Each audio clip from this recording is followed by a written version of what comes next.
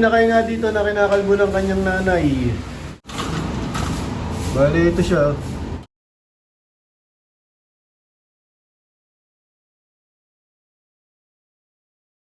Welcome back mga kalapatids. Maraming salamat sa Kalapatids Breeder and Flyer Mix ni Boss Ronald Gonzales. Sa Royal Feathers Pigeon Bath Salt Tolome 5-in-1. Lagi namin ginagamit yan every other day mga kalapatids. At sa Metacol di Steady Bird. Tama-tama to mga kalapatids. Panahon ng taglugon. Molting season na nga ngayon mga kalapatids. Tama-tama ang Metacol. Bali maaga pa. Relax muna yung aming mga young bird.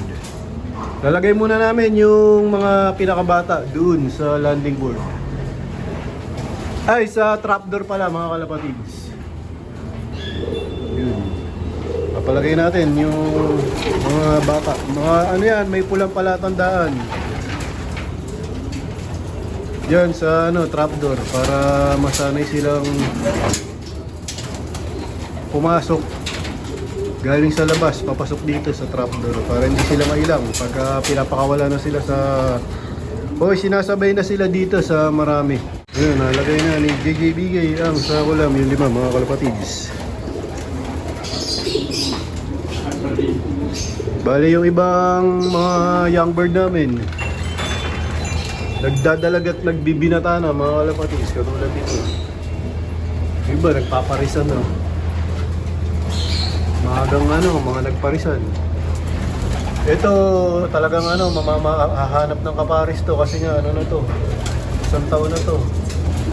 Tsaka itong galing tsaka itong sinuli ng PHA. Ayan. Mamaya tayo magpapakawala. In-adjust ko nga yung pagpapakawala o pagpapalabas sa kanila mga kalapatids kasi nga marunong na silang rumoronda na sila. Baga basher na sila mga kalapatids yung iba dito. Kaya nga lang ako nagpapakawala ng sobrang tanghali para mainit na mainit yung panahon. Hindi sila maglilipad. Ganun nga yung ginagawa ko kapag hindi pa masyado sanay o masyado pang bata.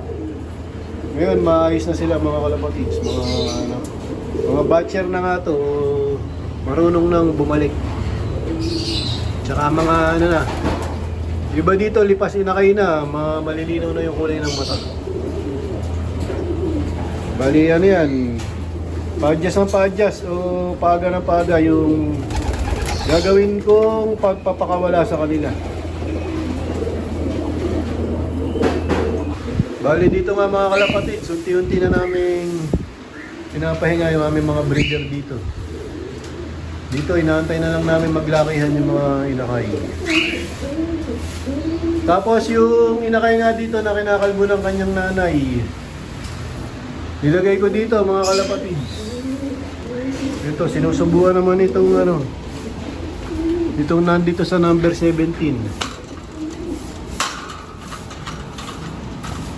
Bali ito siya. Humihinaya nga ako mga kalapatids, natanggalan siya ng singsing kaya pinayaya ko na lang siya dito. Bali anak to nung kaya paring Russell Baldago. Yan. Tamang-tama, halos kasabay niya naman yung anak nito tsaka iisa lang yung sinusubuan. Ayan may sinusubuan na siya dito. Sana maging maganda yung tubo ng niya, ng balahibo niya. Ni-research ko nga kung bakit tinutukan ng magulang o nung nanay yung inakay nila mga kalapatids. Ang sabi, pwedeng magka-clutch na ulit yung mga magulang nito, may itlog na ulit. Pinapaalis siya sa pugad. Pwedeng ganoon mga kalapatids. So kaya pwedeng kulang daw sa minerals. Hindi naman pwedeng kumbaga kompleto naman to sa minerals. Meron daw pwedeng hinahanap yung nanay nito na wala doon sa mga minerals na binibigay ko. Dahil yung dulo daw ng balahibo nito, kapag mga sariwa pa mga kalapatids, yung maalat kasi nga pa yan, sariwa pa, dugo pa yung yung mga balahibo niyan. maaaring naghahanap ng maalat. Yung nanay nito hindi niya makita sa minerals, kaya isa sa mga dahilan kung bakit niya tinutuka yung balahibo ng kanyang anak. Pwede din daw nai-stress yung nanay. Kumbaga, nalilitan doon sa kulungan, gusto niya doon sa malaking kulungan, ganun siguro mga kalapatids. Yun daw yung mga yung pwedeng dahilan kung bakit nangangalbo ng o tinutuka ng nanay o ng tatay yung kanilang mga anak kapag maliit pa. O sabi, wala naman daw problema kung hindi naman daw masyadong nasugatan yung inakay. Kumbaga, hindi siya dapat daw pagka ganun, maawat ka agad para hindi masyadong kumbaga, yung makawawa yung inakay sa katuka. Kasi minsan daw sa kakatuka ng balahibo, yung balat na yung natutuka, nagdudugo na yung balat ng ng inakay. So yun yung medyo delikado kasi pagka bata pa lang tapos nasa pugad yung inakay mga kalapatids. Tapos meron siyang sugat, pwede siya ma-infeksyon. Yung sugat. Kaya dapat makuha mo kagad. Sakto meron namang lilipat. Nailipat ko kagad mga kalapatids. Ang sabi lang dun sa nabasa ko mga kalapatids, pagka ganitong nabalahibuhan o tinuka ng magulang, pwede naman daw maibalik yan mga kalapatids. Papakainin lang ng mataas sa protein para bumalik sa magandang, maibalik niya yung magandang balahibo. Tapos vitamins. Tapos isa daw sa mga dahilan na kaya tinutukan ng nanay yung inakay mga kalapatids ay kulang sa baga nai-stress. Kaya dapat bibigyan ng electrolyte din yung mga breeder natin pagka mga nagsusubo. Tingin ko maalagaan naman ito. Ayan halos pantay na sila nung inakay. Bibigyan ko na lang to ng Metacol. Ni Steady Bird kasi nga para sa balahibo yun mga kalapatids, sakto. So yun yung na-research ko tungkol dito sa nangangalbong inakay. Kinakalbong inakay ng nanay o ng tatay. Ngayon nga lang ako nagkaroon ng ganyan mga kalapatids.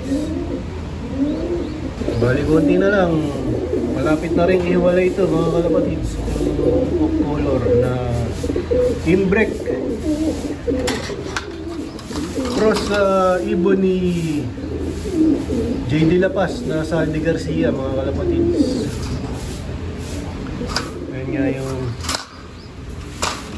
ito nga yung nanay yan, yung Imbrek. Bali ang bala ko dito ay ipapares ko sa Imbrek. Yung mga pana ko na yan mga kalapatids. Tamang tama dito yan sa ibon ni Master Pogi. Yan. O dito sa magiging anak niyan mga kalapatids, mga line breed na Imbrek. So dito ko na muna tatapusin ang video ko para sa araw na to. Please like, share, comment, subscribe. Keep safe, God bless, ingat mga kalapatids.